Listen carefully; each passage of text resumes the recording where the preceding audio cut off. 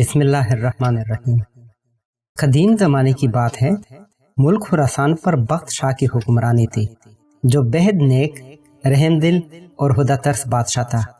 اسے دنیا کی ہر نعمت اور آسائش حاصل تھی، لیکن اس کے باوجود وہ نہایت سادہ زندگی بسر کرتا تھا۔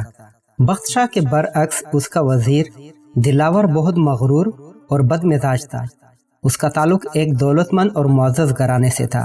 اعلیٰ حسب نسب اور دولت کی ریل پیل نے دلاور خان کا دماغ خراب کر رکھا تھا۔ ان تمام حامیوں کے باوجود اس میں ایک خوبی بھی تھی جو ان تمام حامیوں پر بھاری تھی۔ وہ خوبی یہ تھی کہ وہ حد سے زیادہ عقل مند اور نہایت قابل تھا۔ اس کی اسی خوبی کی وجہ سے بخت شاہ اسے اس کی بدمزاجی کے باوجود برداشت کر رہا تھا۔ ایک دن کا ذکر ہے، بخت شاہ اسی وزیر کے ساتھ کسی سفر پر روانہ ہوا۔ ان کے ہمراہ ایک غلام بھی تھا۔ وہ تینوں اپنے اپنے گھوڑوں پر سوار تھے۔ جب وہ ایک صحرا سے گزر رہے تھے تو اچانک زبردست طوفان نے انہیں گھیر لیا اور وہ ایک دوسرے سے جدا ہو گئے۔ کچھ دیر بعد طوفان تھما تو انہوں نے ایک دوسرے کو تلاش کرنا شروع کیا۔ سب سے پہلے غلام نے اپنے سے کچھ فاصلے پر ایک جھونپڑی دیکھی۔ جب وہ وہاں پہنچا تو اسے وہاں ایک اندھا فقیر بیٹھا دکھائی دیا۔ غلام نے اس سے پوچھا، اے اندھے، کیا اس طرف سے کوئی سوار گزرا ہے؟ اندھے فقیر نے جواب دیا، بھائی، مجھے تو کسی کی آہٹ سنائی نہیں دی۔ غلام یہ سن کر آگے چل دیا۔ تھوڑی دیر بعد وزیر دلاور خان کا ادھر سے گزر ہوا۔ اس نے دیکھا کہ ایک اندھا شخص بیٹا حقہ پی رہا ہے۔ اس نے بھی پوچھا، او فقیر، کیا ادھر سے کوئی سوار گزرا ہے؟ فقیر نے کہا، ہاں، ایک غلام جو گھوڑے پر سوار تھا کچھ دیر پہلے یہاں سے ہو کر آگے گیا ہے۔ دلاور خان بھی اندھے فقیر کا جواب سن کر آگے بڑھ گیا۔ کچھ ہی دیر گزری تھی، اتفاق سے بخت شاہ بھی وزیر اور غلام کو ڈھونڈتا ہوا ادھر آ نکلا۔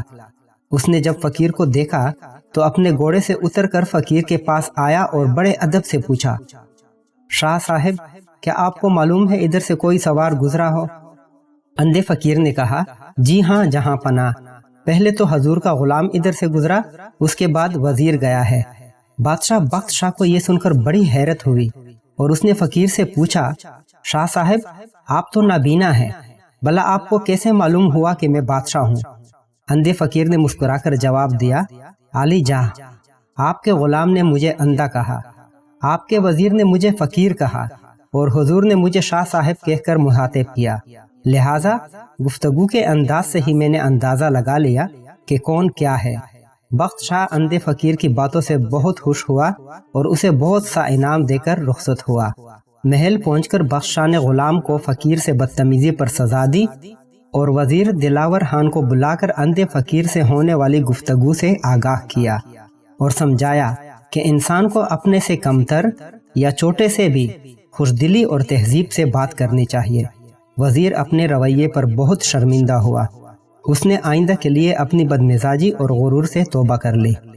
تو دوستو، ہمیں بھی چاہیے کہ کسی بھی انسان کو خود سے کمتر نہ سمجھیں اور ہر ایک سے خوش دلی اور تہذیب سے بات کریں۔